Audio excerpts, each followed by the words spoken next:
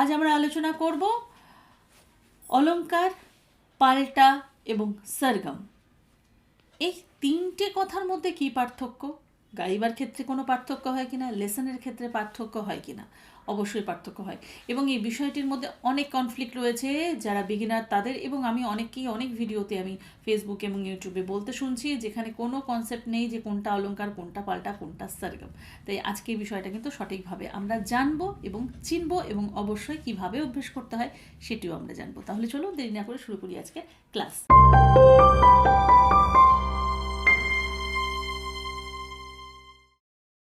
নমস্কার, আমি বাবলি বিশ্বাস আর আপনাদের স্বাগত আমার চ্যানেলে। তবে ক্লাসে যাওয়ার আগে বলি, যারা আমার অনলাইন এবং অফলাইন ক্লাসের সঙ্গে যুক্ত হতে চাইছেন তারা এই মুহূর্তে স্ক্রিনে যে নাম্বার দেখতে পাচ্ছেন সেই নাম্বারে কল করে নিয়ে ক্লাসের ডিটেলস জেনে নিতে পারেন। এছাড়া এটি হোয়াটসঅ্যাপ নাম্বার, এই নাম্বারে নিজেদের নাম, বয়স এবং স্কেল জানিয়ে অ্যাজ এ স্টুডেন্ট নিজেকে এন্ট্রি করতে পারেন। যথাসময় আমার সহকারী আপনাদের সঙ্গে যোগাযোগ করে নেবে।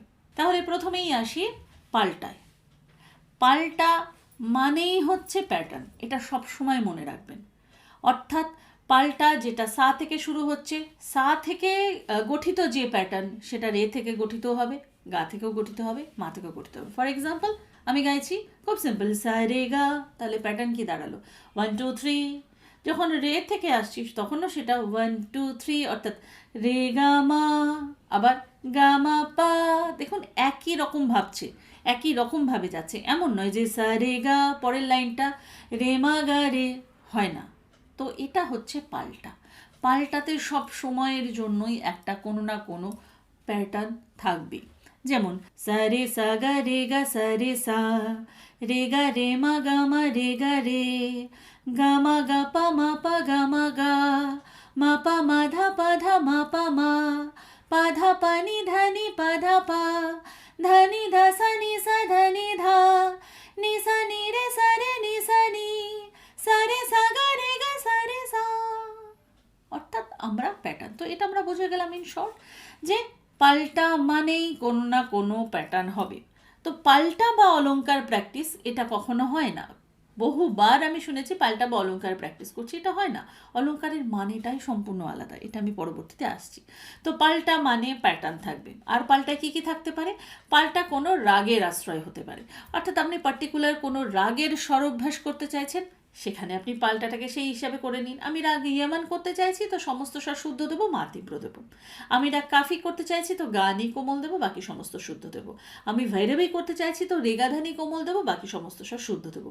আমি ভৈরব করতে চাইছি তো রেধা কোমল দেবো, বাকি সমস্ত স্বর শুদ্ধ দেবো। সুতরাং বোঝা যাচ্ছে পাল্টার একটা বেনিফিট হচ্ছে আপনি যে কোনো একটা প্যাটার্নের পাল্টাকে বিভিন্ন রাগের পরিপ্রেক্ষিতে আপনি প্র্যাকটিস করতে পারেন। অর্থাৎ সেটা কখনো আপনি ভৈরবে করলেন, কখনো ইমনে করলেন, এবং করাও উচিত এটা। এইভাবে করলে পরে 12টি স্বরের অভ্যেস ভীষণভাবে হয়। অর্থাৎ যে সুরের পরিচয় আপনার একটা পাল্টার মাধ্যমে হয়ে যাচ্ছে, আপনি একটা গলায় সুর বসে গেল, সেটাকে সাথে সাথে চ্যালেঞ্জ করে সুরগুলো পাল্টে নিয়ে, সুরগুলো বলতে স্বরের যে কোমল রূপ সেটাকে আমি সাথে সাথে নিলাম। ধরুন রাগ বিলাবলে আমি গাইছি সা গা রে গা সা রে গা মা রে মা গা মা রে গা মা পা গা পা মা পা গা মা পা ধা, এটাকে সাথে সাথে আমি ভৈরবে গাইছি। তাহলে সা গা রে গা সা রে গা মা রে মা গা মা রে গা মা পা, আমি এক্ষুনি এটাকেই কাফিতে গাইছি। তাহলে সা গা রে গা সা রে গা মা রে মা গা মা রে গা মা পা। ইটস ডিফিকাল্ট, কিন্তু মনে রাখবেন এটা যদি আপনি করতে পারেন, এবং প্রত্যেকের করা উচিত, তবেই আপনার 12টা স্বরের যথাযথভাবে সুরজ্ঞান, সুরের ফ্রিকোয়েন্সি আইডেন্টিফাই আপনি সঠিকভাবে করতে পারবেন। তো এটি হচ্ছে পাল্টা। পাল্টা আমরা এই কারণে প্র্যাকটিস করি। এছাড়া পাল্টার বিভিন্ন দিক রয়েছে। আপনি ফ্লেক্সিবিলিটির ওপর পাল্টা করতে পারেন, আপনি আকার কাজে লাগবে সেই ধরনের পাল্টাকে আপনি ক্রিয়েট করে নিতে পারেন, আপনি সেই ধরনের পাল্টা করতে পারেন। তো বেসিক্যালি পাল্টা আমরা স্বর পরিচিতির জন্য, সুরের জ্ঞানকে পারফেক্টভাবে নোটে নোটে বসানোর জন্য, গলাকে পারফেক্ট সুরের সাথে পরিচয় ঘটানোর জন্য আমরা পাল্টা রেয়াজ করে থাকি। এটা হলো পাল্টা। এবার আমি আসছি অলংকার।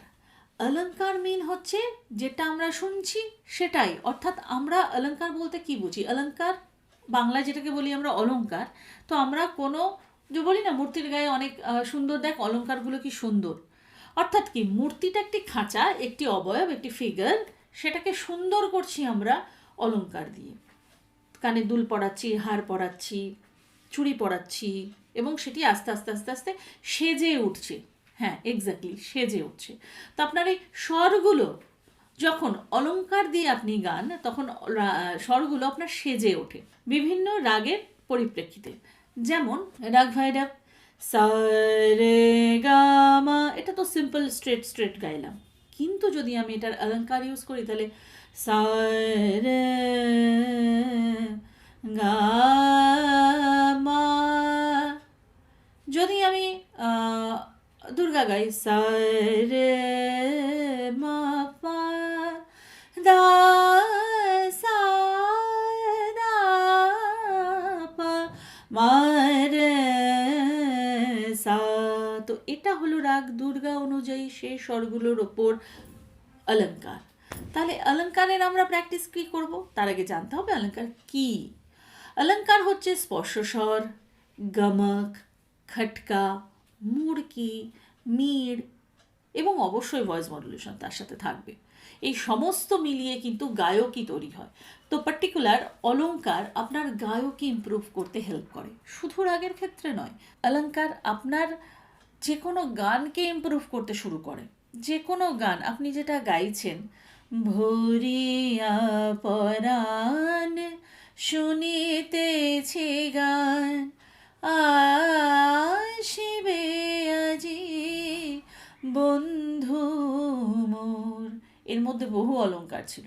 আমি যদি সিম্পল শুধু নোটগুলো গাই, ভরিয়া পরাণ শুনিতেছি গান আসিবে আজি বন্ধু মোর, এটা হয় না। তো দেখুন এইটুকুনি গানের মধ্যে কত চেঞ্জ হয়ে যাচ্ছে। ভরিয়া পরাণ, এগুলো সমস্ত মুরকি।